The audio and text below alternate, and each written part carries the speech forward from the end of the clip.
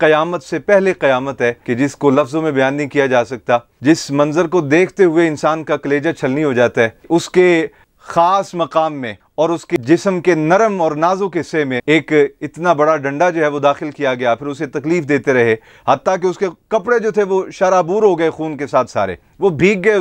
लानत हो पाकिस्तान के निज़ाम पे। बिस्मिल्लाहिर्रहमानिर्रहीम।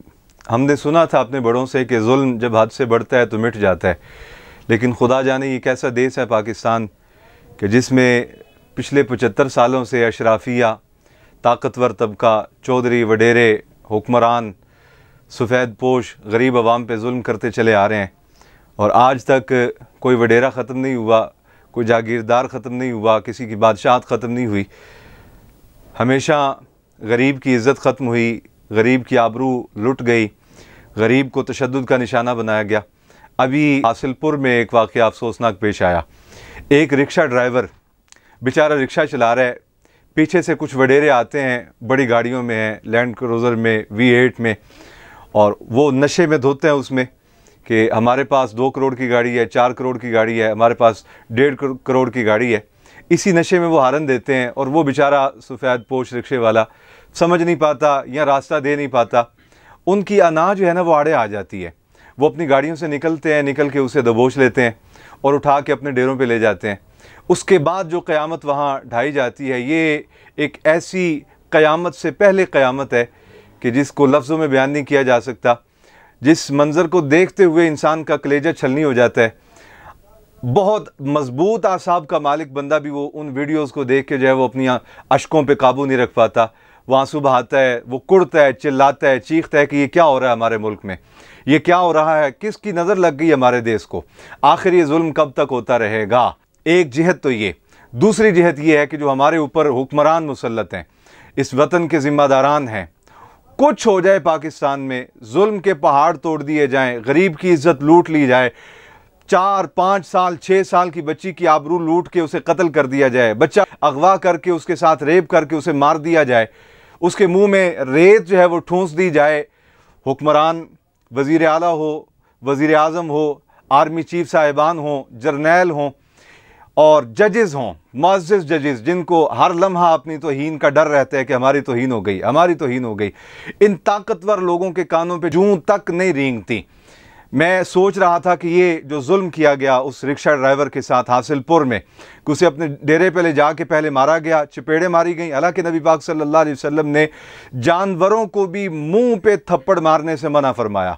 फरमाया मेरे दीन में किसी शख्स के लिए जायज़ नहीं कि वो किसी जानवर के भी मुंह पे थप्पड़ मारे।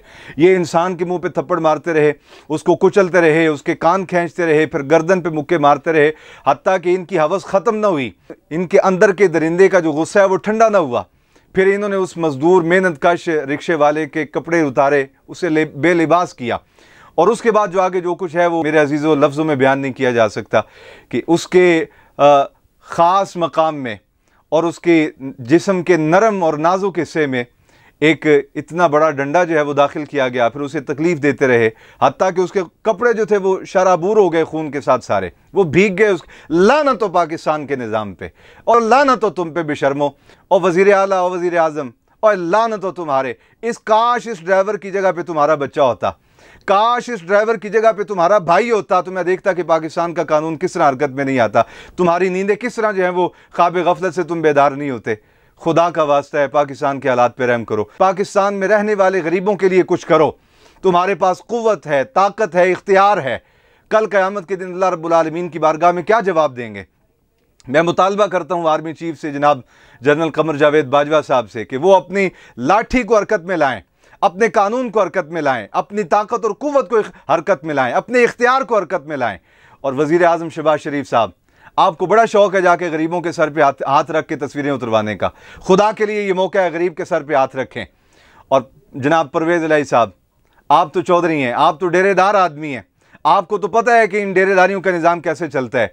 आप जैसे तगड़े और ताकतवर और तवाना आदमी के लिए इन जैसे लुच्चे, लफंगों, लोंडो, लपाड़ों को कान से पकड़ के जेल में डालना और इनको सख्त सज़ा देना कोई मामला नहीं। हम अगर कुछ कहेंगे तो वो ज़्यादती हो जाएगी।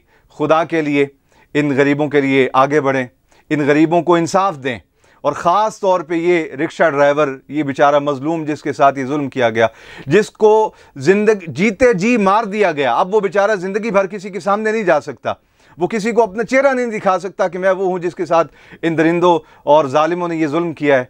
खुदा के लिए मैं बारे दिगर आर्मी चीफ साहब से अर्ज़ करता हूँ, वज़ीर आज़म पाकिस्तान से अर्ज़ करता हूँ, वज़ीर आला पंजाब से अर्ज़ करता हूँ जनाब चौधरी परवेज़ इलाही साहब से, और इसी तरह सुप्रीम कोर्ट के मुअज़्ज़िज़ जजेस साहिबान को मैं अर्ज़ करता हूँ कि खुदा के लिए इस पे सो मोटो लें और इस दरिंदे गिरोह को पकड़ के सख्त से सख्त सज़ा दें।